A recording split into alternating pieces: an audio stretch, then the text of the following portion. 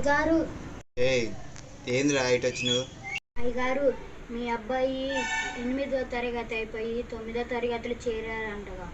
అయితే 8వ తరగతి పుస్తకాలు ఇరా చదువుకుంటాను. ఏయ్ పుస్తకాల్లో ఏం లేదు.